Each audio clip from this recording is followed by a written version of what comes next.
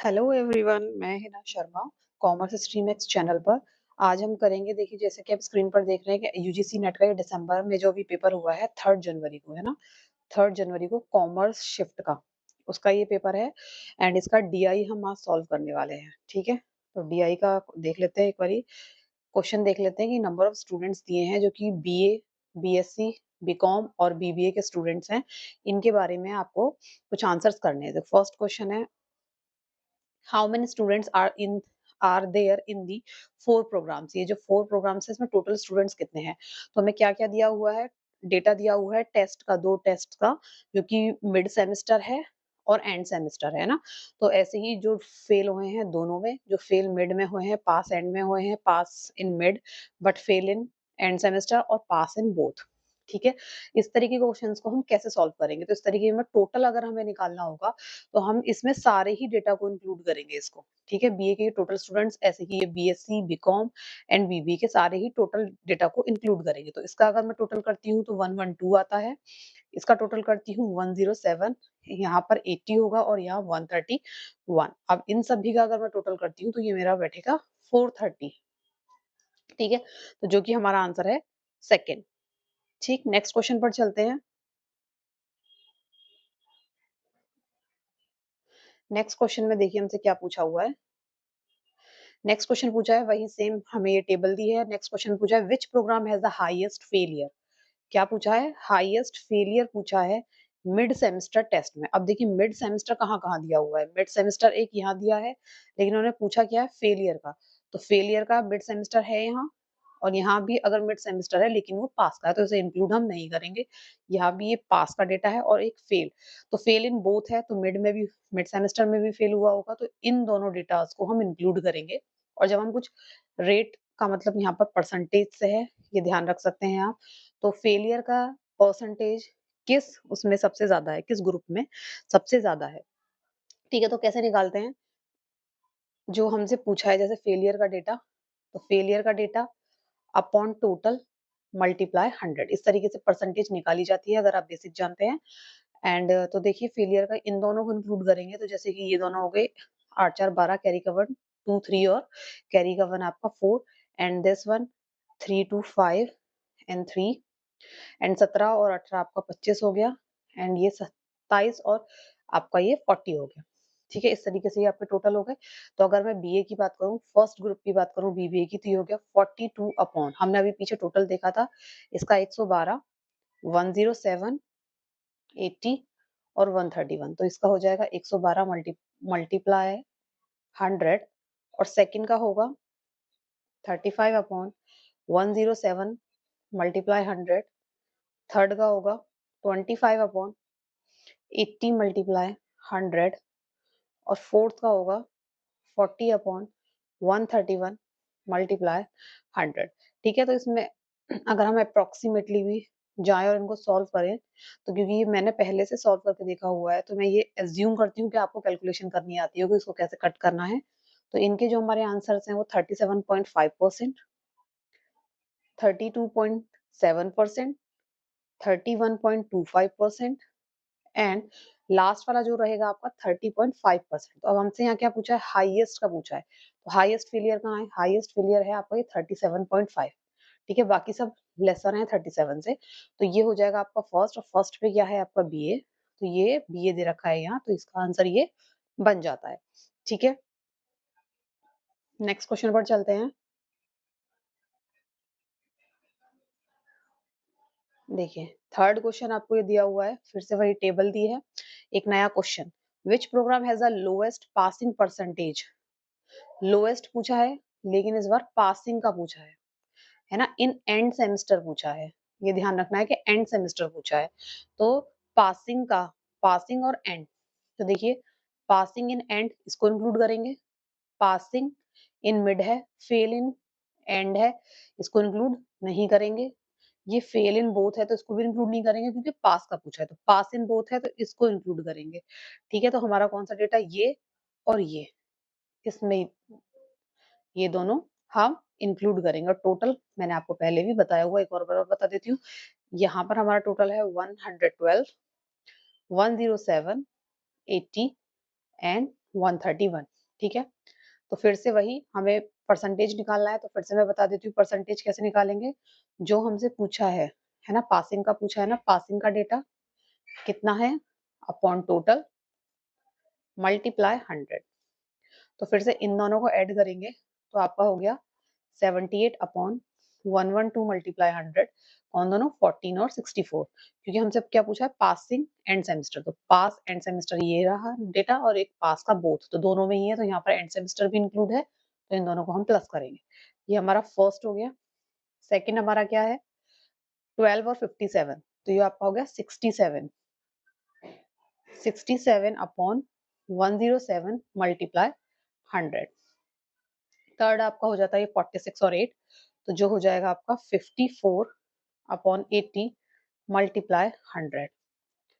Fourth आपका 13 और 76, तो 8 और 9 89 अपॉन 131 मल्टीप्लाई 100, इस तरीके से।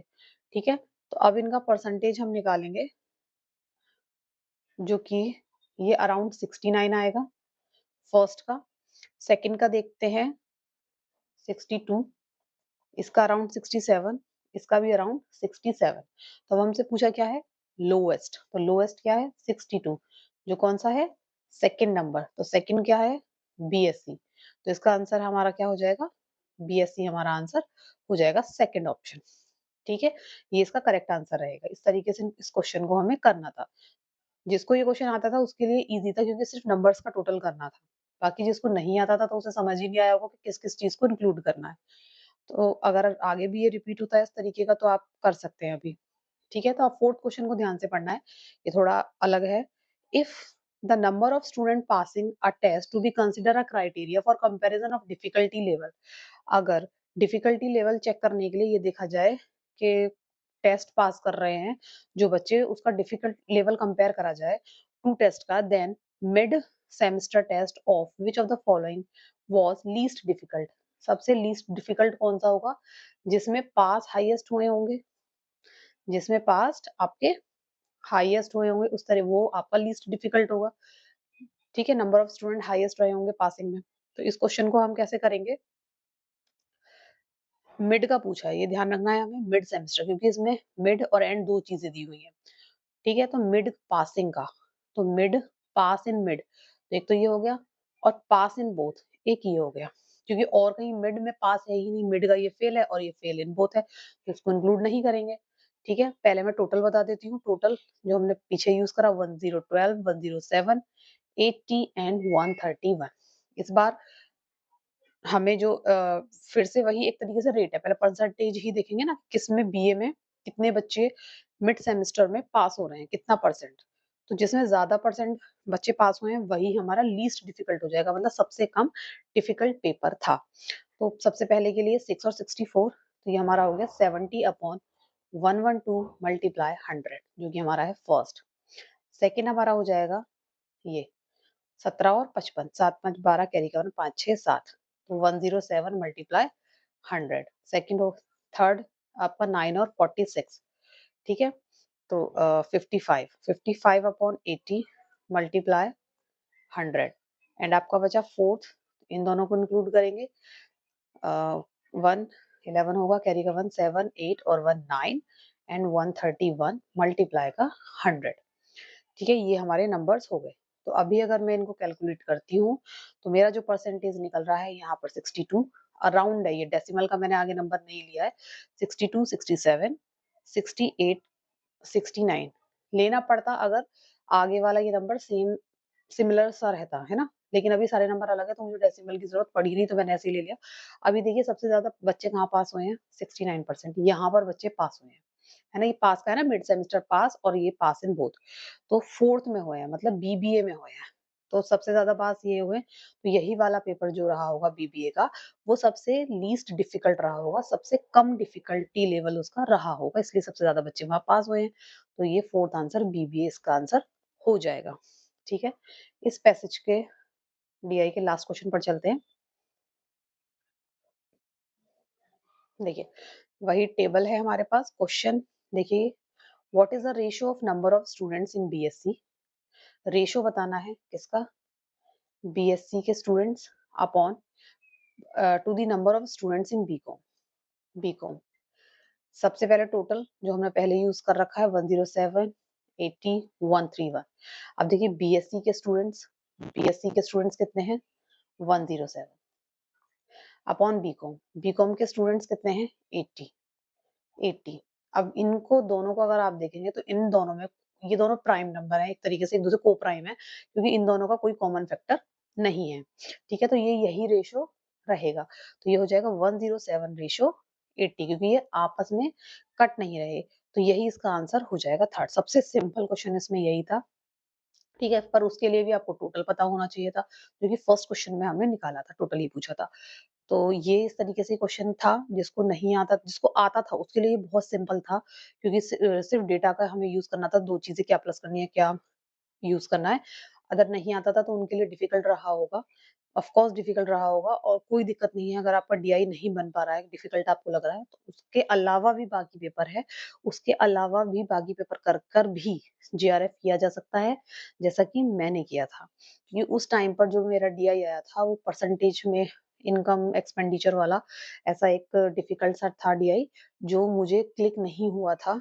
फर्स्ट जब मैंने उसे देखा तो मुझसे नहीं हो पाया, तो मैंने फटाफट से उसे स्किप करा। मैंने सॉल्व करने की भी कोशिश नहीं की, मैंने स्किप करा, बाकी पेपर करा, क्योंकि मुझे लग रहा था कि मुझे इसमें टाइम लगेगा या मुझसे हो सकता है ना भी हो। तो मैंने वो पूरा पेपर किया, लास्ट में मेरे पास टाइम भी बचा डीआई करने के लिए, लेकिन फिर भी मैं डीआई नहीं कर पाई, लेकिन स्टिल मैंने जेआरएफ की कट ऑफ क्लियर की। ठीक है, बाकी पेपर क्योंकि अगर एक टॉपिक हमारा छूटता है तो कोई बात नहीं, अदर टॉपिक्स भी तो हैं, है ना।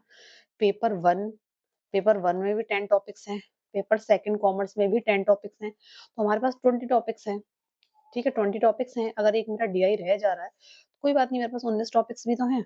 ठीक है, कोई उसके बेसिस पे भी मैंने तो जेआरएफ किया है, तो आप भी कर सकते हैं। अगर आपका डीआई थोड़ा वीक है कोई बात नहीं, लेकिन हाँ एक दो क्वेश्चन ट्राई करिए, हो जाते हैं तो आपको कुछ जेआरएफ की तरफ पॉजिटिव पॉइंट्स ही होंगे। Okay, thank you for today class.